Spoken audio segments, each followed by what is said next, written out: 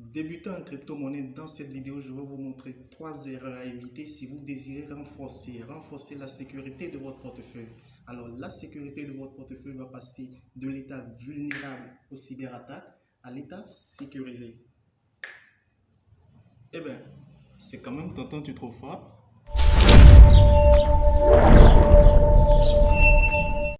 Il ne sert à rien de cumuler des avoirs dans son portefeuille et revenir manquer un jour la totalité de ses actifs. Alors, si vous utilisez des portefeuilles du genre Trust Wallet, ces portefeuilles décentralisés qui ne nécessitent à la création ni l'utilisation d'un nom, d'un prénom ou d'une adresse email, alors je vais vous montrer comment vous y prendre pour qu'à la fin de cette vidéo, vous puissiez, bien qu'étant débutant, être en mesure d'éviter ces 3 erreurs qui peuvent s'avérer fatales pour votre portefeuille. Alors, et ceci juste après ce générique.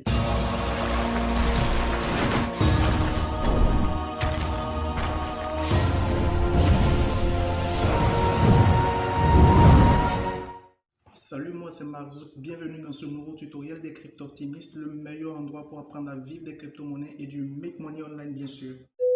Eh bien, si vous êtes nouveau sur ma chaîne, je vais vous demander de vous abonner et d'activer la cloche de notification parce que je publie de nouveaux contenus chaque semaine. J'ai diffusé des centaines de vidéos sur ma chaîne et dans chacune d'elles, il était question de vous faire gagner de l'argent à travers les crypto-monnaies et le make money online. Je vais vous donner les 3 étapes à suivre pour qu'étant même débutant en crypto, vous évitez de vous faire vider. Mais avant, je vais rapidement vous présenter l'avantage que vous avez, enfin les gros avantages que vous avez à sécuriser votre portefeuille. Premier gros avantage, vous ne risquez pas de vous faire dérober par un pirate. Deuxième gros avantage, pour toute transaction émanant de votre portefeuille vers un autre ou carrément toute transaction émise de notre portefeuille vers la vôtre, vous serez notifié. Ben, tu as besoin de faire du bruit comme ça? Eh bien, là, on va passer tout de suite sur mon écran. Eh bien, là, moi, je suis sur mon écran. Voilà, je vais ouvrir mon application Trust Wallet. Voilà, je clique là-dessus. Trust Wallet va s'ouvrir. Voilà, je suis dans un de mes portefeuilles. Donc, qu'est-ce que je vais faire? Vous voyez, je suis entré dans l'application sans mot de passe. C'est d'abord une très grande faille. Parce que, bon, si votre portefeuille n'est pas sécurisé, vous êtes déjà vulnérable. Alors, qu'est-ce qu'on va faire? C'est vrai, quand vous téléchargez les nouveaux portefeuilles Trust Wallet aujourd'hui, vous verrez que directement, on vous demande de mettre un code de sécurité d'abord. Mais ce n'est pas suffisant. Je vais vous montrer une petite pépite, vous voyez. Donc, qu'est-ce que vous allez faire? Vous irez cliquer sur le logo. Voilà, le logo paramètres en bas. Et dès que vous cliquez là-dessus, qu'est-ce que vous aurez à faire? Vous allez cliquer sur sécurité à côté. Donc, dès que vous cliquez sur sécurité, vous verrez que ça va s'ouvrir. Voilà, le code d'accès est là. Je coche la partie et je choisis mon code d'accès. Voilà, je vais choisir au hasard. Voilà, moi je choisis comme ça. Voilà, au hasard, je vais confirmer.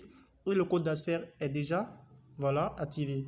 Donc, vous voyez, on dit verrouillage automatique. Juste en bas de code d'accès, voilà, je clique là-dessus, je choisis, je m'assure de choisir immédiat.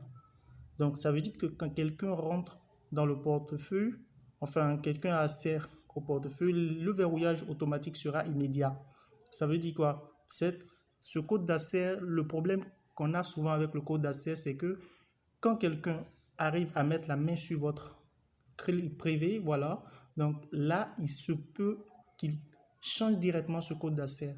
Voilà pourquoi on est en train de prendre ces mesures. Donc, vous voyez, vous mettez verrouillage automatique. Et pour la méthode de verrouillage, voilà, vous choisissez code d'accès. Moi, je ne suggère pas de choisir code d'accès biométrique. Parce que dès que vous choisissez biométrique, il y a votre empreinte digitale aussi qui fait partie. Alors, vous allez me demander pourquoi je ne choisis pas le biométrique.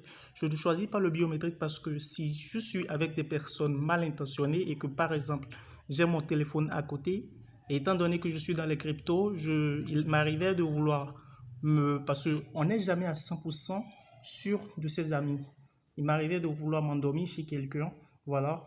Il se peut que la personne scanne pendant mon sommeil mon empreinte digitale et là, directement, il a accès à mon portefeuille. Alors, moi, j'évite ça. Voilà pourquoi je choisis uniquement code d'accès. Et l'autre chose, c'est que on demande la signature de transaction. Je clique sur la signature de transaction et c'est bon.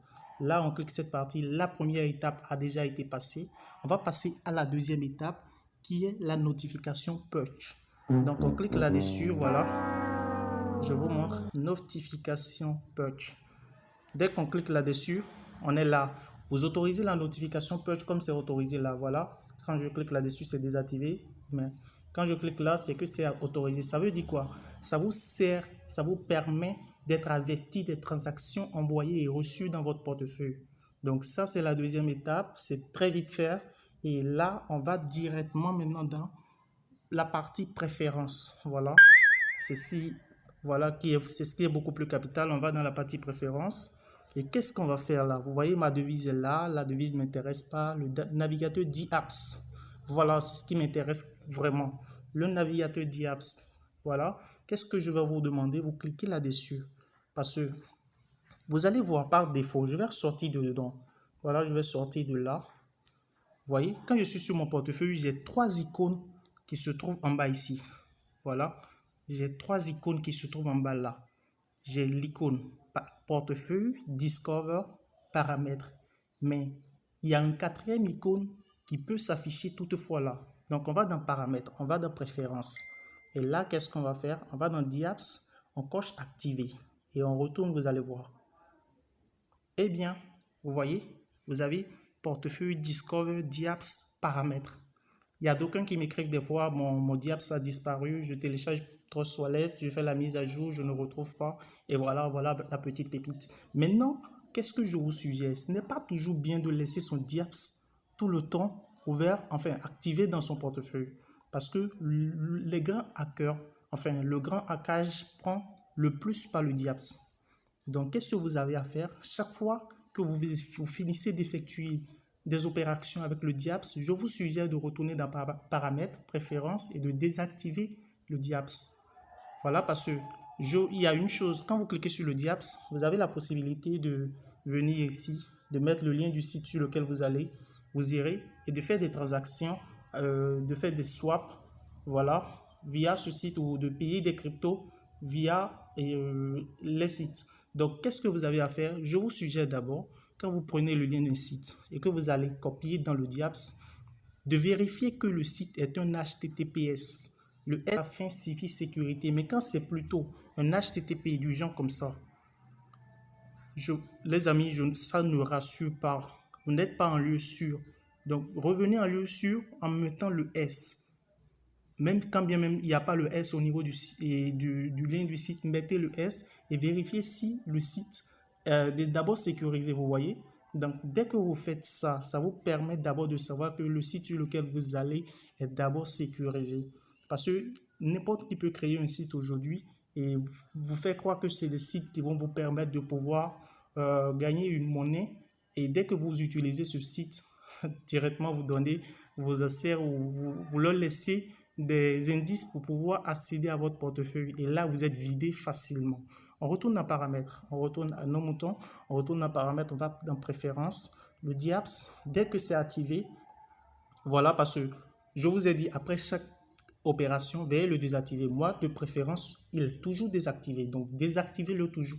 Et quand vous assurez que le site sur lequel vous allez faire l'opération via le d'apps est sécurisé, vous l'activez, vous faites votre opération et dès que vous finissez, vous la désactivez. Maintenant, pour beaucoup plus de sécurité, parce que quand vous finissez d'utiliser des sites via le d'apps, il y a les informations, il y a des indices qui restent, voilà, sur le d'apps. Donc, qu'est-ce que vous avez à faire? Je vous suggère après chaque opération de cliquer sur effacer le cache du navigateur. Dès que vous cliquez là, vous cliquez sur d'accord.